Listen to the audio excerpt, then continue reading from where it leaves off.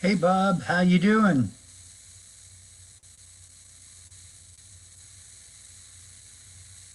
Yeah, maybe I'm not on.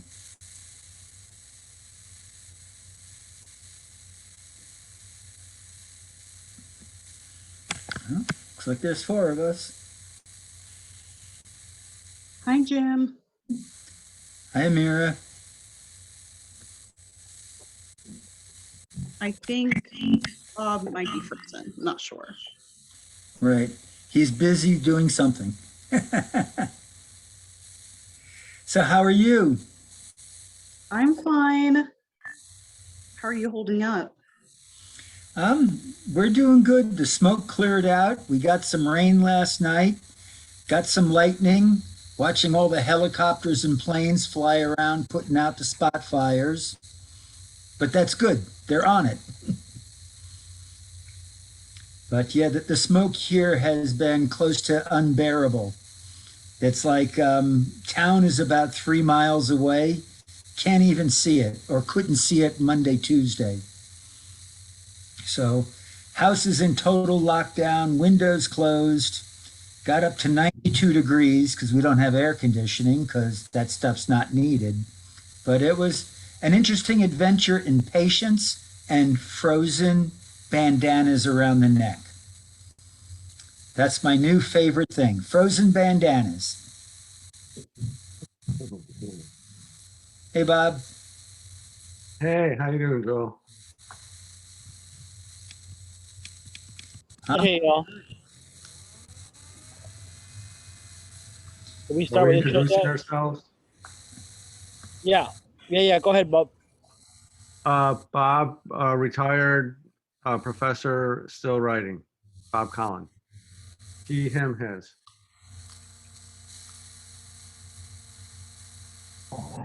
Hey folks, Jolie Boy, he, him, his, executive director of the Oregon Just Transition Alliance, and yeah, good to be here with you today.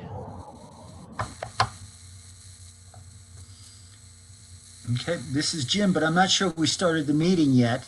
At least there's only the three of us, and Amira and Courtney so far. But I'm Jim, LeGrand, Oregon, retired, waiting for smoke, or glad smoke cleared out of the valley. Thanks, Jim.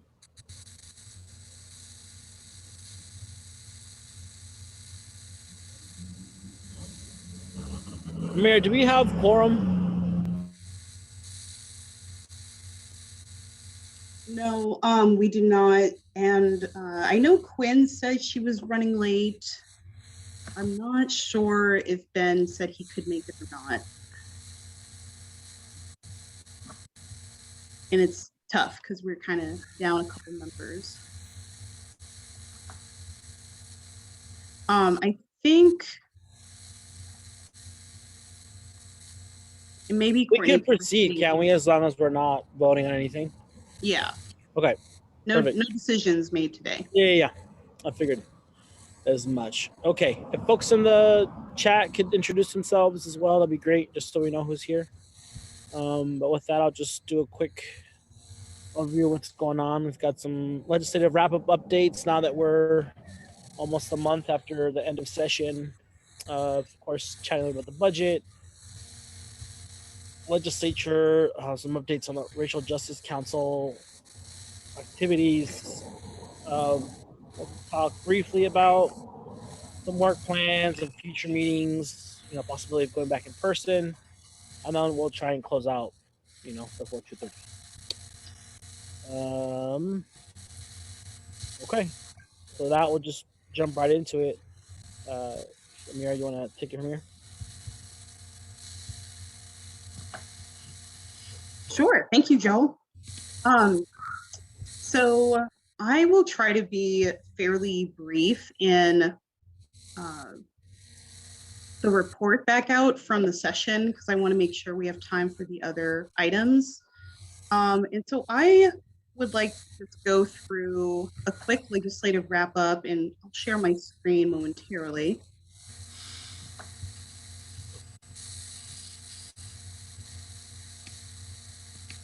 Can everyone see this? Thumbs up. Okay, good. I see head nods. Great.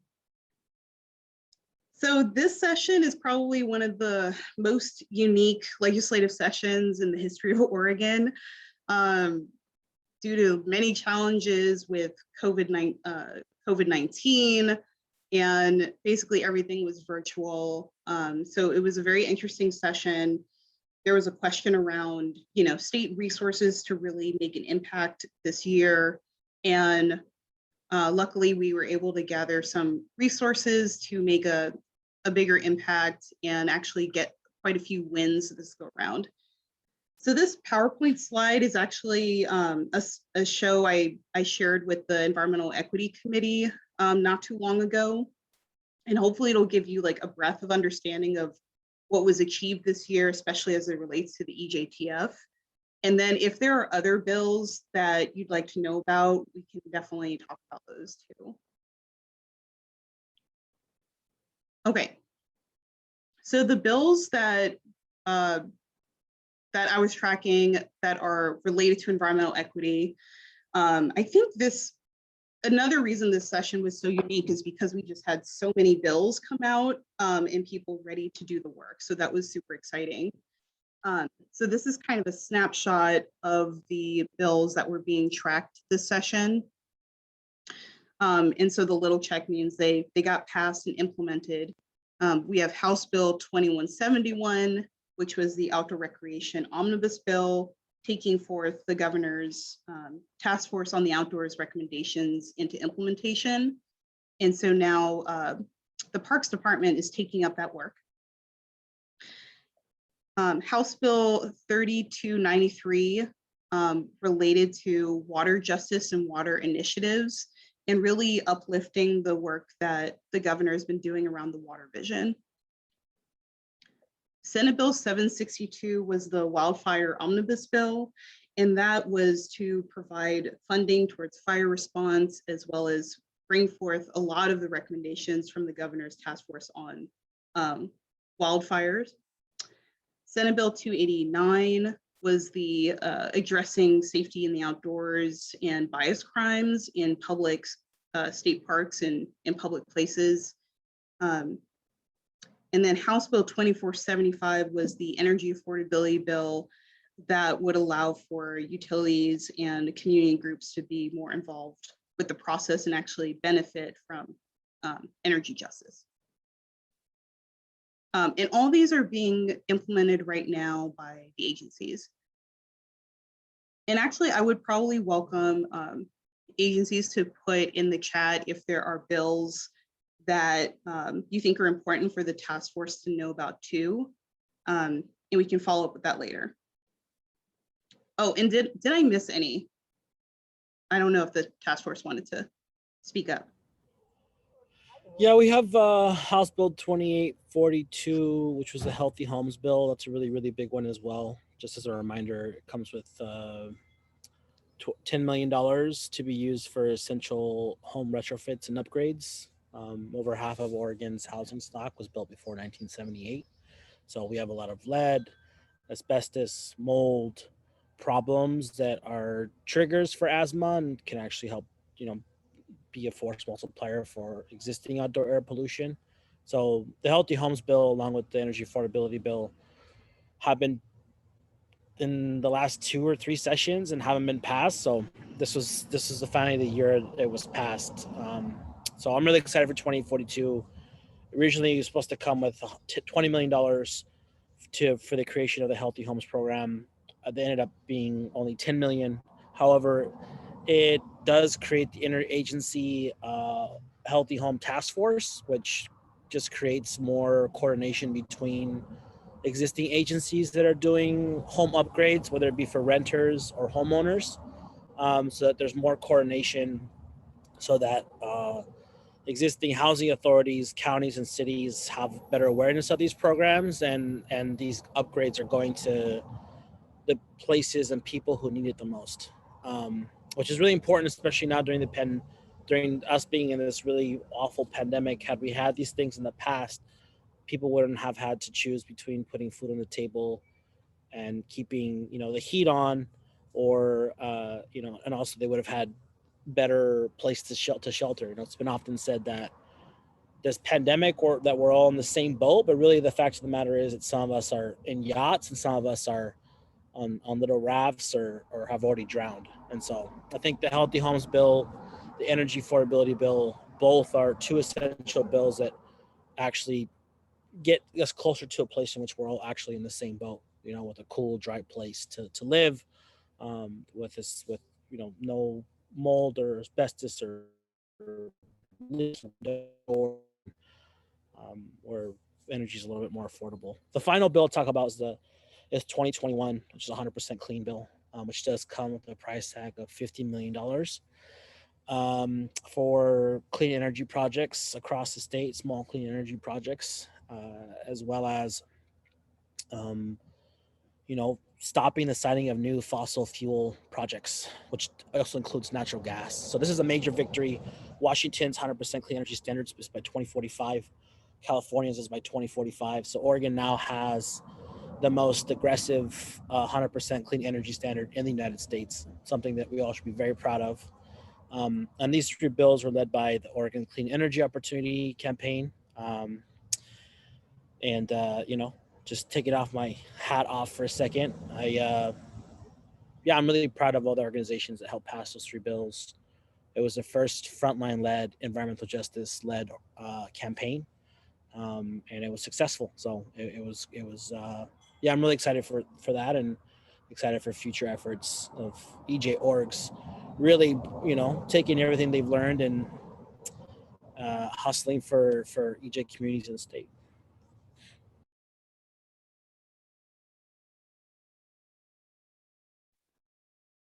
Great, thank you very much. I will make sure to add those to this document as well. And then I see, Bob, you added resolution 17.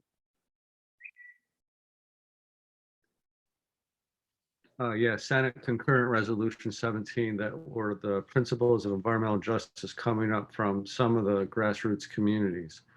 And OL was in the early stages of this too. I think we were on a couple calls early on, but I was just on tap with it early on, and the group just took it on, and it was a lot of BIPOC communities speaking for themselves in terms of principles of environmental justice in Oregon. And the legislature voted on it and agreed. So I think it's something that, despite everything in terms of agencies needing guidance, we have this resolution of principles. So we can always now have a grassroots place to start for agencies, just in a document anyway. So I thought that was important also. But thank you, you real lobbyists working there every day. Robin and I were just so impressed. You really brought it home. You really got it done. You swung millions of dollars. A lot of good's going to happen from that, and it'll be the start of even more programs like this. So hats off to you.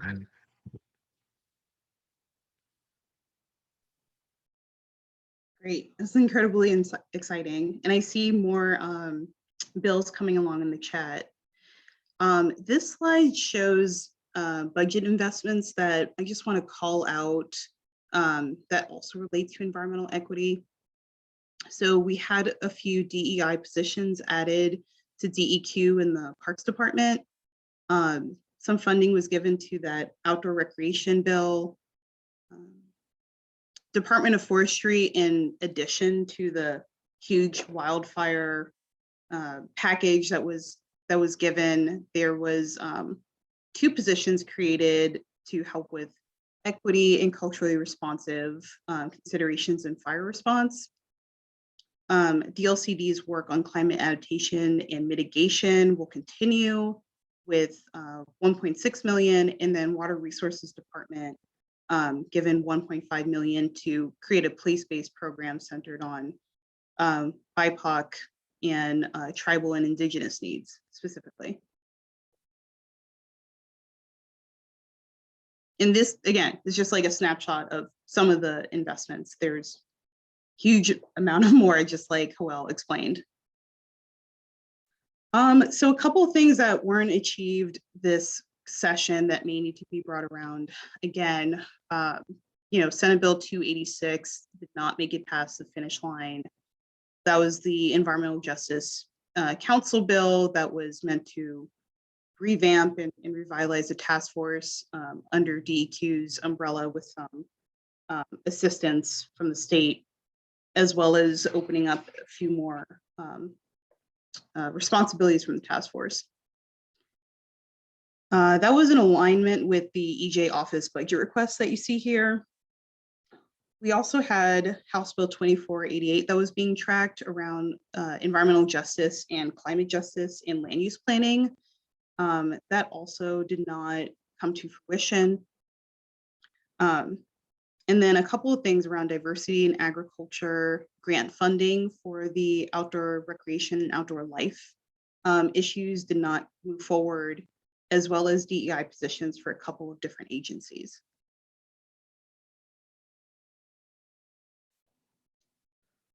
Okay. Oh, were there any questions about this so far? And we can talk about 286 in a moment once I'm done. Anyone got questions? Also, real quick before we go there, Valentina and Quinn, you want to just quickly say hi to folks?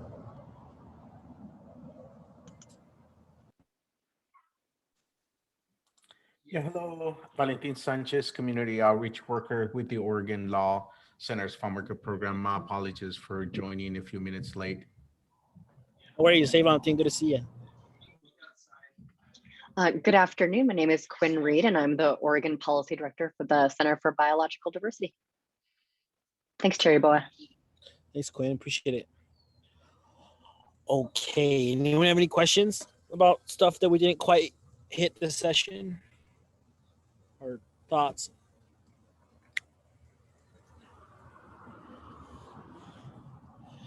Yeah, my only thing is, that I know there was a lot of noise this session. Like, there's just a ton of bills. A lot of folks were really focused on really specific things. Also, a lot of the requests from the Racial Justice Council were pretty out in the open. We had 2 expulsions, one resignation and 1 expulsion from the legislature. A walkout. So I know, and then we actually couldn't be in the building. So this session was unlike any other for sure. But we also had some really great pieces of legislation pop up, make it really far. I know we didn't get everything we wanted, but yeah, I'm curious, Amir, if you could just walk us through, what happened and why it happened, and some potential for, getting it done either in the short session or. Yeah, so I think it goes back to what you're saying about, there being a lot of bills and a lot of priorities, and honestly, like, not being in person, sometimes you're limited because you can't go around the corner and talk to someone like, hey, I'm hearing this. You have to spend time, schedule time, and actually have a conversation and sit down. So I think some of the reason, and this happens every session, there's just a lot of bills and a lot of priorities, and things just kind of slip through the cracks at the last minute, or there's an issue with the bill itself that just hasn't been communicated yet. And then it's too late because we have deadlines that we have to adhere to. I'm going to go to wins really quickly and then come back to 286. And if there are other things that weren't passed this go around, that would be fine. So some other wins from the session around equity, the codification of the Racial Justice Council. So that is a permanent body under the governor's office, and that work will continue. And that really sets up a place to have more equity conversations and discussions around justice. I think in terms of equity, there was definitely a sense that we could talk about equity and justice in a way that hasn't been there before. And I think part of that is because of the Racial Justice Council table, and that we had a really strong BIPOC caucus this go around, and people who were engaging in allyship to make sure that those things got pushed forward. Yeah, and then different ways to hold state agencies accountable in their work. I think I'm going to stop sharing my screen now. But quite a few agencies had additional positions added to various programs, and new and existing. And I think this is the first time that I've seen such an investment in our agencies and the work that they're doing. So that would be the major takeaways. I think for Senate Bill 286, I've started to have conversations about what potential next steps could be to achieve the goals of that bill. Which were two goals. One was to get more resources provided to the task force. And then the second goal was to build out an environmental vulnerability assessment tool that could be used by government and community alike to assess like where their environmental burdens and benefits and whether those were shared adequately, and then how to address those disparities if there were any. So that is kind of like the after session work that I'm focusing on. And I would just welcome from the task force if you have any questions about that as well. And yeah, I see Bob asked in the chat, what happens to the interagency work group with the executive order 20-04. So that was part of the bill. So that is also work that's not continuing right now in an official capacity. And definitely something to think about, like how are we going to keep those discussions going forward?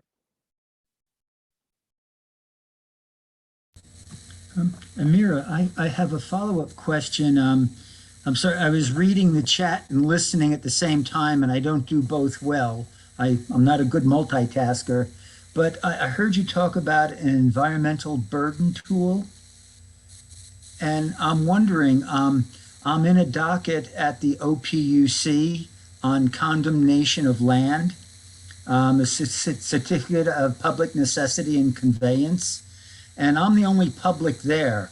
And I'm trying to develop some guidelines for an environmental justice profile when one goes through condemning an individual's land for the right of way of a transmission line. And I'm wondering if anything that's being developed there might be helpful to my endeavors. That is a great question. And I think we should probably talk offline about that a little bit more, Jim. I'd like to figure out if there is a way to connect that work. Right now, the assessment tool is kind of being envisioned as sort of a mega map that agencies could provide data and information into, so we can get like a broad picture of what environmental burdens are out there. So for example, if you wanted to answer the question of like, which communities and demographic groups are most affected by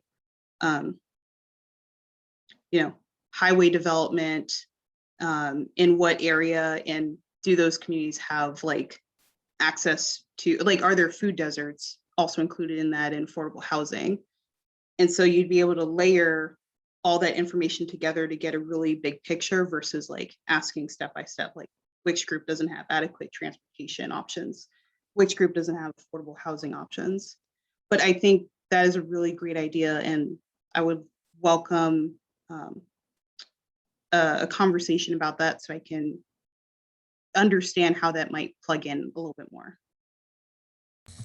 Okay. Yeah, like smoke and fire too. Later in the week, because I've been kind of using a little bit of what Dogami did for the gold mine in Malheur, because that's kind of one of the better examples I've seen so far. But, as I look at ODOT and the issue in Portland with the freeway and the widening of that, we need to kind of put some type of questions to be asked before proceeding into these types of things. And so this is a rulemaking, so it's going to have a long-term type of impact. So like to kind of get your advice. And so I'll check in after this with an email for a time to chat. Thanks. Excellent. Thank you.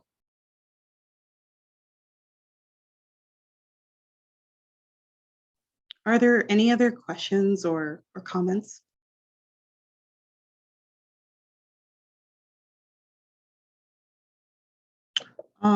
And I guess if attendees have questions or comments, I think it would be good to use the chat or the Q&A feature. Maria, did you cover all of the, can you cover some other stuff the Racial Justice Council accomplished this session? I know we had, like, I know we went over the sort of justice, the safety in public spaces, but I know that the Racial Justice Council had some other bills that aren't quite so EJ focused, but definitely are racial justice focused. Yes. I can give like a high level view of that. So the Racial Justice Council this session they were able to secure over 3.2 billion in investments to undo systematic racism. This is in all areas of, not just environmental equity, but economic opportunity, health, housing, criminal justice, and education. So we had the codification of the Racial Justice Council with House Bill 2167, making Juneteenth a state holiday with House Bill 2168, House Bill 5006 with legal representation for immigrant Oregonians, and the creation of the Immigrant and Refugee Office under the governor's office. I think that is a really huge win. I don't think one of those. Go ahead. I don't think one of those bills passed. I know the Office of Immigrant and Refugee Office was passed, but the legal the money for legal representation and I don't think that bill passed, did it? I don't know if the bill passed, but I think there is some sort of funding given towards that. Do you know what bill number it is? 5006, House Bill 5006. Gotcha. I'm done. I was thinking about House Bill 3230, which was universal legal representation. So back in 2 sessions ago, there was a small bill passed for legal representations for Oregonians facing deportation. And there was a bill this session to try to expand that program and increase its funding, but it did not pass. Yeah, so I don't think that bill passed. But I'm seeing, so I'm just looking at a document. Yeah, so there was another one that Senator Jama did pass to create an office for immigrants and refugees. Yeah, that's great. Yeah, and then you have the agency budget bills. So I think House Bill 5006 is the Department of Justice budget bill. And I'm seeing a lot of investments around like reimagining safety, eliminating like community corrections, supervision fees, marijuana clemency funds, things like that to really bolster like the work that's probably already happening, but just making it more robust and providing more relief. Amir, do you know if the Racial Justice Council, I know it's formalized, but is that going to be similar to the advocacy commissions in which there'll be people coming on and coming off? Yes. Mm-hmm. Yeah. So there is an appointment process for that. We are actually in the process of looking for like new recruits as well, because sometimes people, could only afford to give like a year. Sure. And are ready to move on. But absolutely, it's like governor appointed.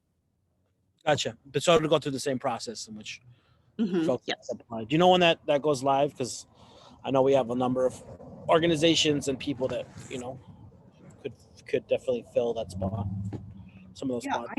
I don't right now, but I can check with the team about when they would like names.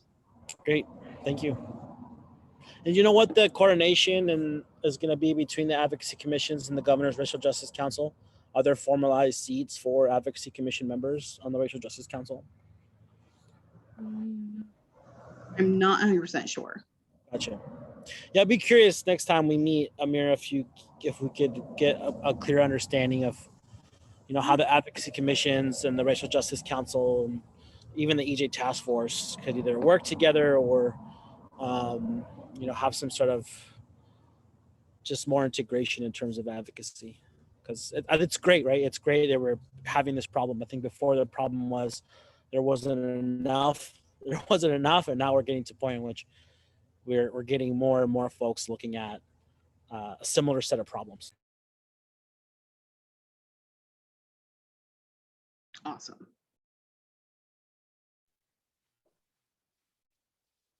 Yeah, I agree. Happy to do that. And, you know, maybe inviting Albert along would be good too. Albert Lee. Yeah, it'd be great. Okay. So maybe I'll just pick a couple out of each of the buckets. So like for housing and homelessness, you know, bill to decriminalize, you know, homelessness issues like camping, sleeping, laying down in public places, expanding homeowner opportunities, creating statewide long-term rent assistance program, and statewide rent forgiveness for some of the highlights. Under economic opportunity, there is access to capital, earned income tax credit expansion, and an Oregon statewide disparity study. And also increasing broadband access, which is a really huge one. The earned income tax credit, that was for folks without legal status, yeah? Mm-hmm. Yeah. Okay. And then could you talk to us a little bit more about the broadband connection stuff? I know that was a really big governor priority at the beginning of the pandemic, but it sounds like the Racial Justice Council also dug their heels into it. What does that look like on the ground in terms of a change or investment? Mm-hmm. Yeah, so the first rounds of funding will focus on providing access to communities that have been disproportionately impacted by the pandemic. So that includes like rural communities as well, BIPOC, Native American and tribal communities. And I guess I think I misspoke about the department's bill, because it might be under DAS, which is like Department of Administrative Services. And that was for 120 million. And they will be starting that work like now. But that's where the prioritization will take place.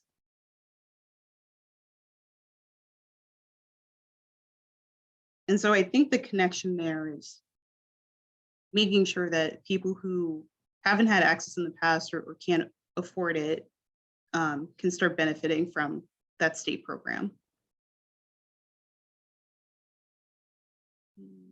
And then education, fully funding the Student Success Act. And that has like a lot of different pieces into it, like addressing racial and ethnic disparities, especially with behavioral health issues in public schools, expanding access for early care and educational programs, and accelerating the goals of the Educator Equity Act. Those are just some of the highlights.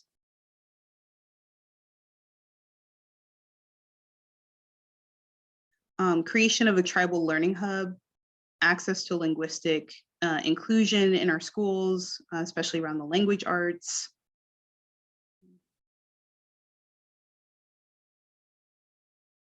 And just like a lot of expansion with the programs that are in place and making sure that we're reaching underserved communities.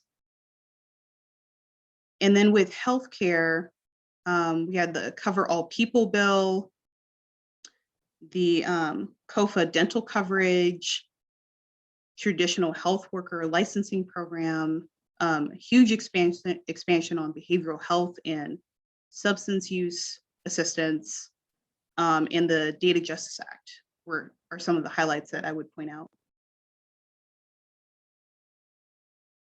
But there's definitely a lot that happened. So overall, I feel like it was a really good session. And I think sometimes we get stuck on the things that didn't go through, but it just helps us fight more for the next go round. Any questions or comments that I could help with?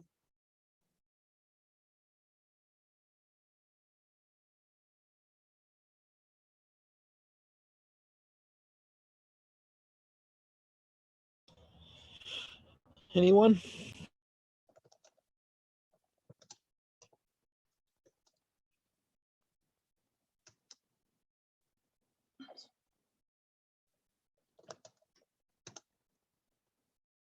Okay, I'm not seeing any. Yeah, the only other thing I'll add is we had some. Yeah, the SRC 17 framework was great, but I also know that we had a bill, HB 2488, which was the equity and land use bill. It got a lot of opposition from industry, which I was surprised by because it actually didn't have any specific sort of teeth on it. It was more so like a framework. The other thing, of course, is that we had a piece of on House Bill 5006. Amir, could you talk a little bit about that bill?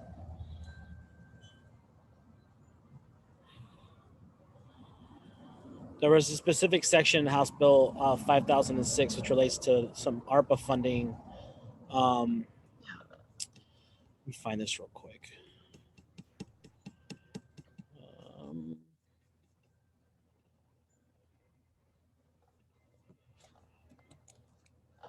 Yes, I'm sorry. What was House your Bill 5006.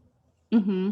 So in House Bill 5006, just want to let folks know that they're beginning July 1st of this year, $150 million was allocated to the state's natural disaster prevention, preparedness, response, and recovery activities.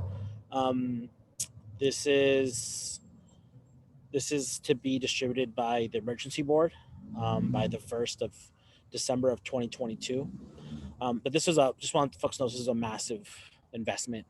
It came out of the ARPA funding, and in part of a lot of advocacy from EJ organizations. So that's really exciting, to get some ARPA funding for disaster preparedness and prevention, especially in light of the recent heat wave and death of a farm worker, as well as death of over 100 Oregonians. So that's just something that important for task force members to know, that over the next essentially year and a few months, we'll have an opportunity to advocate for those $150 million to go to very specific things that'll mitigate some disaster preparedness and prevention, which does include extreme weather events like this heat wave or any cold or snow spells. So that's really big. And at some point, it would be good for us to have a conversation about how the EJ task force can advocate or talk to the emergency board as they begin to meet over this next few months. I know that technically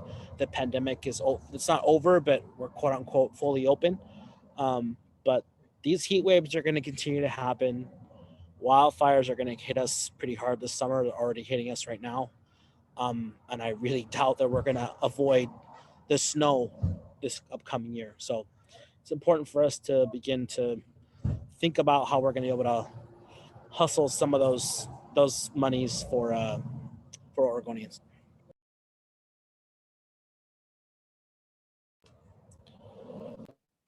Yeah, thank you, Chair. I completely agree with you that we should have these on our list of things to discuss I know that our coastal communities, have been seeing an increasing number of Spanish-speaking communities and also communities that speak Mesoamerican indigenous languages. And we want to make sure, that there's also targeted outreach that, we're reaching out to them, that they're being informed. And y'all hope that we can continue to have this discussion.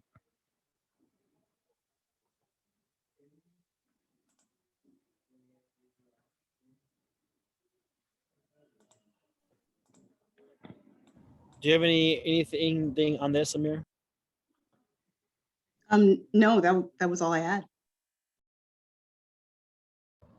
I also know that tomorrow Congressman Merkley is having the first hearing for environmental justice in a committee. I think Laura Pulido from the University of Oregon will be testifying. And then we have someone else, I think, from Mississippi. So again, I know we've had Sarah Merkley with us before to discuss some of his priorities regarding environmental justice. But again, I think as we approach this fall, after Congress gets out of their break, there'll be additional opportunities for the EJ task force to engage on federal advocacy regarding environmental justice issues. So I know session's over, but I hope everyone enjoys the remaining month and a half of summer, because when fall hits, we're going to be busy again. Go ahead, Bob. Robin would like to make a statement on the Racial Justice Commission. Well, is it acceptable to take some public comment at this point? Go ahead. Always for you. Thank you. I wanted to say that the RJC has been incredibly effective. And a lot of it's due to the fact that we had such superb support from Amira and Jason and other people from the governor's office. It's also due to the fact that a lot of our wins had been supported by often decades of previous work. We had the materials in place. We were in the right place at the right time with the right materials. And I wanted to ask, as we look forward, to thinking a couple of things through carefully, and perhaps asking our agency partners to also keep track of some of this information as things start to unfold. First, accountability for the money. There is a lot of money coming out of this session. There is a lot more money coming into the state from various sources in the federal government. And a lot of the money is supposed to go to communities of color and underserved communities. And we need to make sure that that actually happens. How we make sure that that happens is important to establish the transformation that we want to see.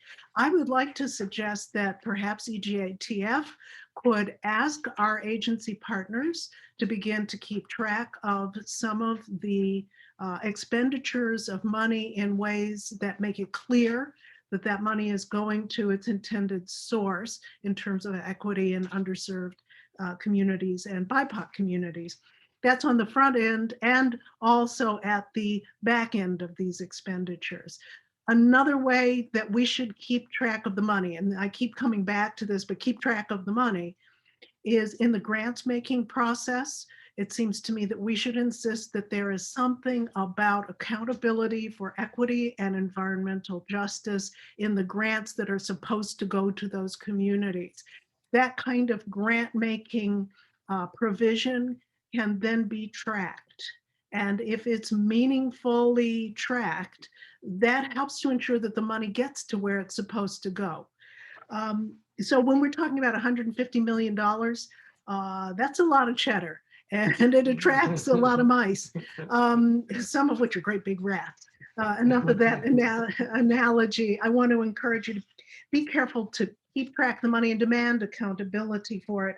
The other thing that I think is important for us to keep track of and to think ahead of in terms of the future. We now have the Racial Justice Council.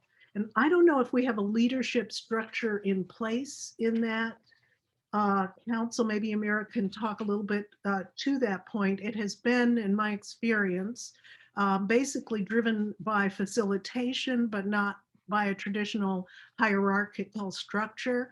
So that's one group that's lifting up community voice. We've also got the advocacy commissions who also lift up community voice, but they've got a little additional bandwidth because they're authorized to do some participant based, action-based research. So there is a small research data development arm in the OACs. And then you've got EJTF. And EJTF's work, especially in terms of the reports that it gets. We need to, I think, align and support each other so that going forward, you have a three-pronged, strong set of voices being lifted, both for BIPOC communities and underserved communities, like rural communities, which not incidentally include lots of people of color. We act like rural communities are all white, they're not. The last thought I wanted to ask about is cumulative impacts and land use. I think that the concerns Hoyle raised about land use and also concerns about cumulative impacts were the root cause of the failure to get what we wanted in some areas. And my suspicion about that is that we need to do more to prepare a policy package so that we walk in prepared with the data, the research, the reports, and a unified front next time. Thank you all so much for allowing me to speak to you. And I am so grateful for the work that you do. Thank you. Thank you, Robin. Good to see you. All right, gang, let's go on. We got about 10 minutes left. So it'll be great to talk about real quick, Amira, if you could just take us through like what the future of meetings are looking like in terms of Oregon and its thoughts around, you know, different advocacy commissions and boards and whatnot. So be curious to hear about that from you, and then we can just discuss some future topics real quick and have closing thoughts, and we'll be done. Yeah, so in terms of future meetings, I believe most of the state agencies might be going back to offices and in person, like completely opening up, potentially around September. My understanding is that some like commissions and boards have already maybe started to already meet in person. I would really like to explore a hybrid structure for the task force, because I think these Zoom meetings have really helped people to attend. Like today we have, you know, almost 30 folks who are joining into the meeting, and I think that could be something that's helpful. So we are like cautiously moving forward. You know, there are the variants to consider, and where folks are comfortable. If folks, you know, can't get fully vaccinated, I want to be cognizant of that too. And I think, you know, our next meeting is August 25th and 26th. And I don't know when the next meeting is after that. But maybe like the end of the year meeting could be in person. Potentially, fingers crossed. It's good to know. Thanks. And the next meeting after August is going to be November 16th and 17th. Gotcha. Thank you, Courtney. Yeah. Beautiful. Other thoughts from task force members regarding in-person stuff or things they'd like to discuss next meeting in August? The only thing I might want to mention is that we do have some empty positions. So we might want to begin to start to think of how to recruit individuals for those slots. But that's always an ongoing process, but just to throw that out there. But I think the hybrid meetings are an excellent idea. We get more participation, and for those that might have to travel 8 hours to go to a meeting, they're relieved of having to do that, especially like in December when the weather in the gorge could be pretty iffy.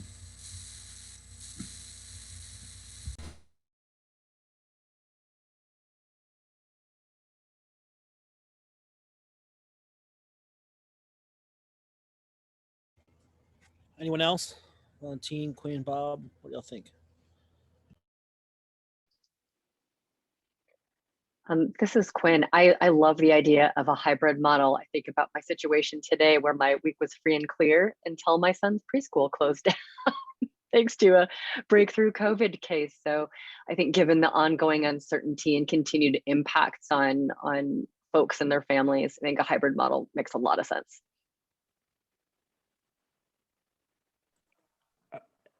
The only thought I have is, as we're looking into perhaps doing a hybrid mode meetings, I'm just trying to see whether we could think or create space for people to connect with us, just like we had done in the past in various cities where we would have public comment or gathering where we would invite people come out and talk to us.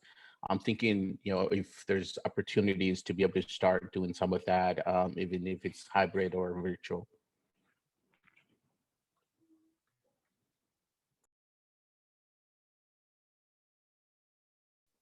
Yes. I think that's something that could probably be explored quite easily right now. It just depends on what presentations you all would want right now.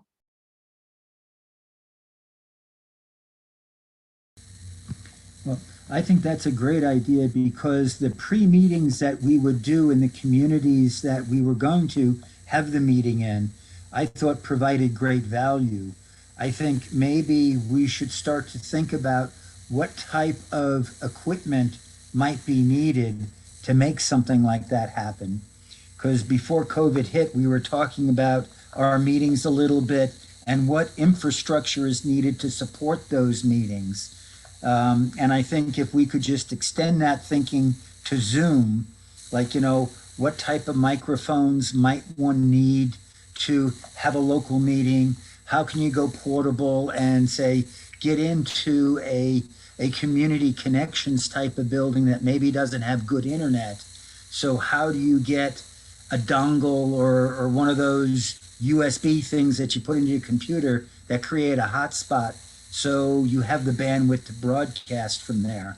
So we might want to start to think about what are the technical requirements for some things like that.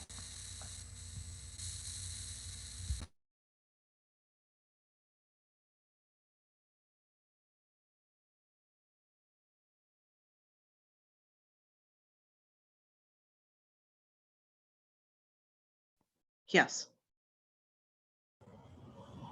Beautiful.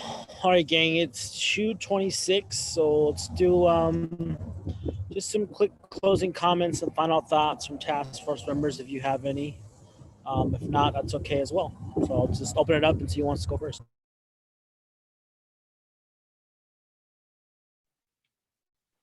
This is Bob. I just have to say it was a great year. It's sad to lose a little, but it gives us some edge for the next round.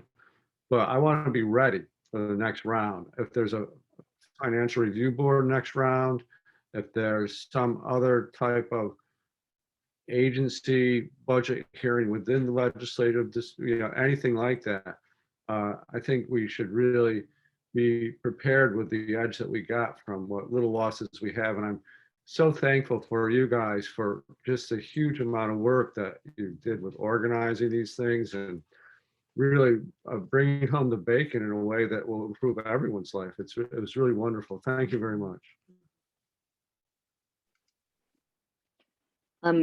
for me, I wanted to say thank you to everyone who provided the broad picture of what the session looked like. I think, I can't remember who it was who said it, but it really is easy to get hyper focused on, you know, the things that you're working on. And if that didn't feel good, and lose sight of all the other good things that happened. So I really appreciate that broad context. And I think what I'm thinking about as we head out of this meeting is what Robin said, right? Which is looking ahead to the next session, you know, thinking now about our strategy, particularly the cumulative impacts issue that really got me excited about the work to come, and I think was really disappointing. So I'm excited to work on what we can do to prep for upcoming sessions to get that across the finish line.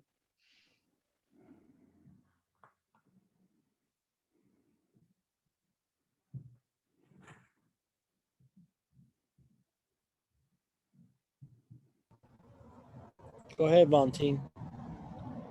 I guess the only a couple of things I wanted to quickly mention. You know, I'm sure all of us know that there was a farm worker who, you know, passed away back in late June due to the excessive, you know, heat wave that we all experience.